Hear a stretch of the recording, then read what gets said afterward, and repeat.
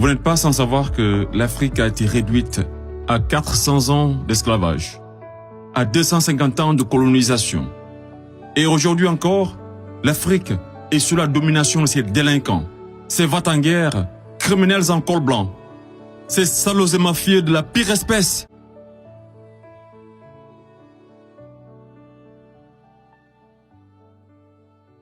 Monsieur le Président, Mesdames, Messieurs les jurés, permettez-moi à l'entame de mon propos de vous faire le récit d'une histoire, celle de la toute première reine de ce monde. Une reine d'une beauté légendaire, au cœur pur et généreux, à qui la nature avait fait don de richesses inestimables. Ses enfants étaient nombreux, de vrais génies qui firent la découverte des mathématiques, inventèrent l'écriture, l'art, la médecine, l'architecture et tant d'autres sciences qui ont tracé les prémices du futur. Ils vivaient tous libres et épanouis, jusqu'au jour où la malédiction frappa la reine de plein fouet. L'ange de la mort venait de guider une vieille dame venue des contrées lointaines, dévastées par la sécheresse, qui fut pendant très longtemps à la recherche d'une île autrefois appelée Eldorado. Elle parvint enfin à déposer ses valises aux portes de cette île aux multiples trésors cachés, accompagnée de ses enfants les plus assoiffés, puis songea à construire un cheval de Troie qui sera offert en signe d'amitié, et lui fit don également de nombreux présents, parmi lesquels une boîte de Pandore. Le malheur s'empara alors de ce gigantesque royaume, entraînant la chute de sa reine, la mort de certains, et l'exil d'autres des plus valeureux. Ce fut l'effondrement d'une civilisation qui aura duré des décennies, une histoire plagiée et falsifiée. Fin de l'histoire. Monsieur le Président, je mesure combien il est difficile pour un jeune avocat d'Afrique, sans aucune expérience et qui n'a nulle connaissance des affaires géopolitiques, de plaider pour la mère Afrique contre l'une des mafias les plus dangereuses au monde, la France-Afrique. Cependant, quoique trop inférieur à mes adversaires, j'ose espérer que je serai tout de même en mesure de vous exposer clairement les faits, afin que vous n'ignoriez aucune partie de l'objet sur lequel vous êtes appelés à vous prononcer. Je vous prie alors de m'écouter avec bienveillance. Mesdames, Messieurs les jurés, vous n'êtes pas sans savoir que l'Afrique a été réduite à 400 ans d'esclavage, à 250 ans de colonisation.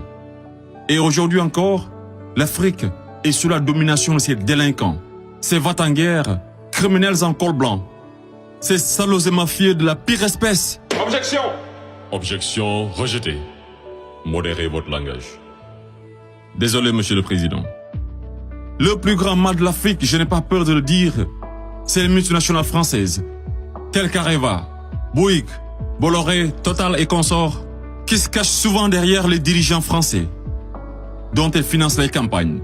Et en contrepartie, ces derniers sont tenus de mettre la pression sur certains dirigeants africains, qui, de peur de finir comme un Thomas Sankara, ou un Sylvanus Olympio, ou encore un Muammar Kadhafi, pour ne citer que cela, se voient contraints de leur accorder le plus gros marché, sans passer par aucun appel d'offres, sans oublier toutes les mallettes d'argent qui sont envoyées en direction de l'Élysée, pendant que les pauvres Africains crèvent de faim dans les quartiers délabrés.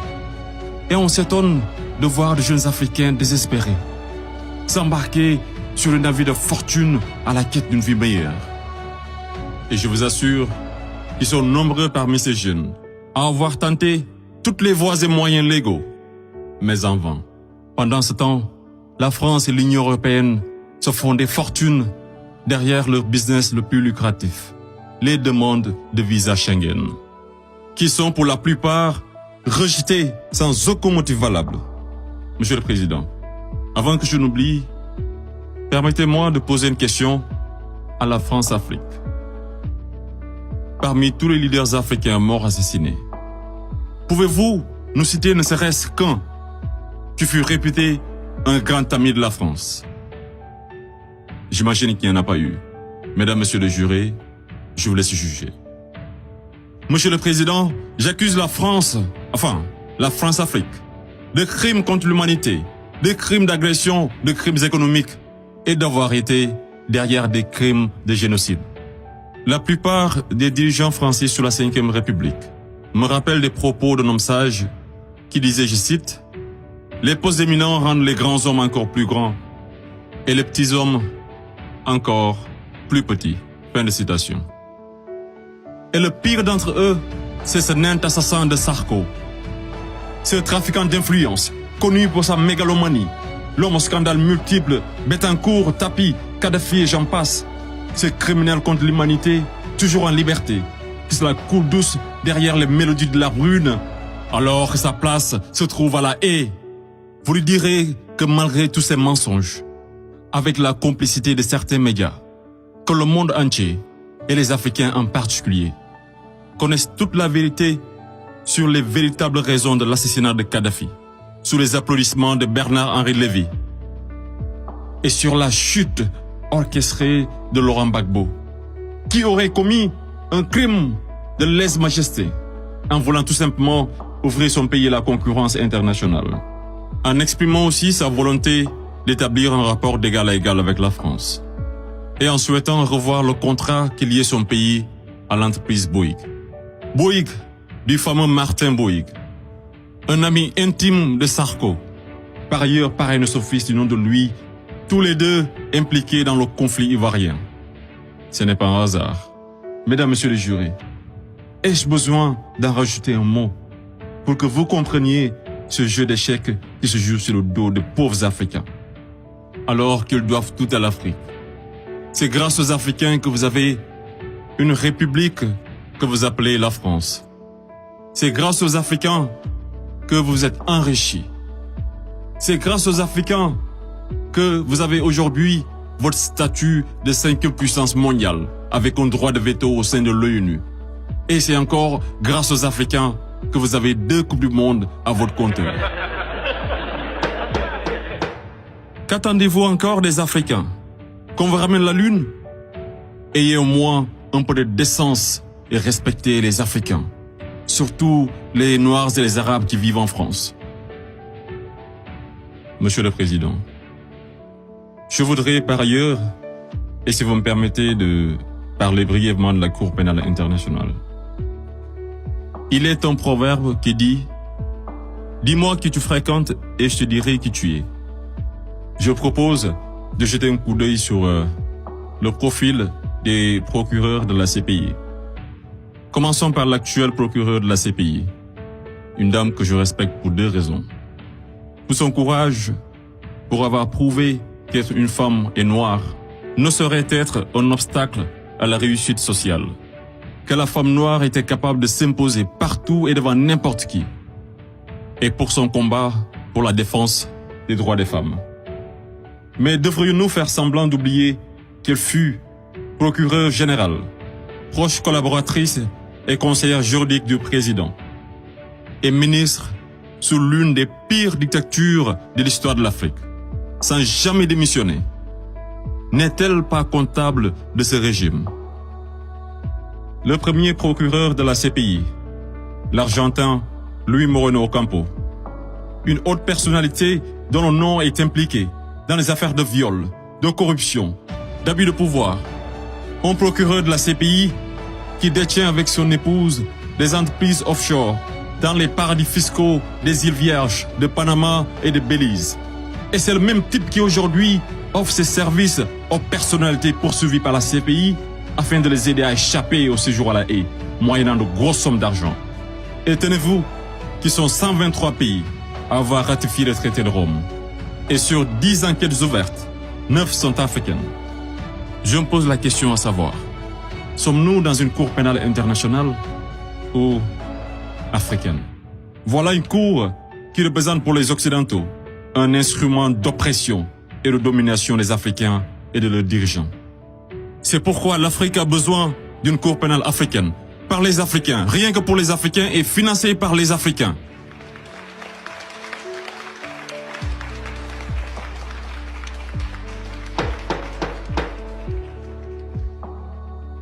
Monsieur le Président, je ne suis qu'un jeune ignorant qui ne prétend point détenir toute la vérité. C'est pourquoi je vous apporte des documents qui vous permettront d'y voir un peu plus clair.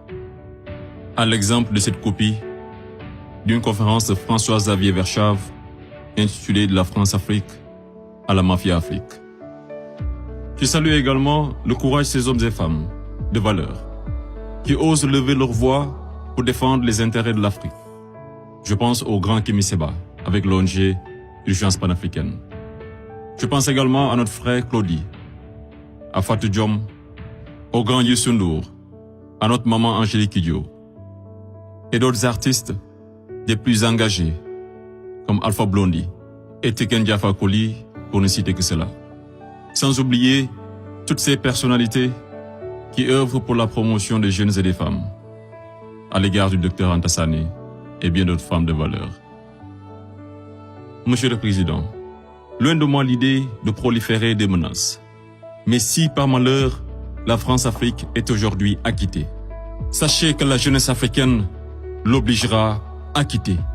Elle se mobilisera davantage et réunira toutes ses forces vives, hommes et femmes de valeur, sans exception d'âge, intellectuels, sportifs de haut niveau, artistes de renommée internationale et sympathisants de l'Afrique. Et tous mèneront une campagne dévastatrice par tous les moyens pacifiques afin de dégager un par un ces bénéwiwi, présidents marionnettes de la France-Afrique, en faveur de vrais leaders panafricains véridiques qui auront le courage de mettre fin à la domination de cette mafia et qui décideront de la fin de la plus grosse arnaque de l'histoire, le franc CFA.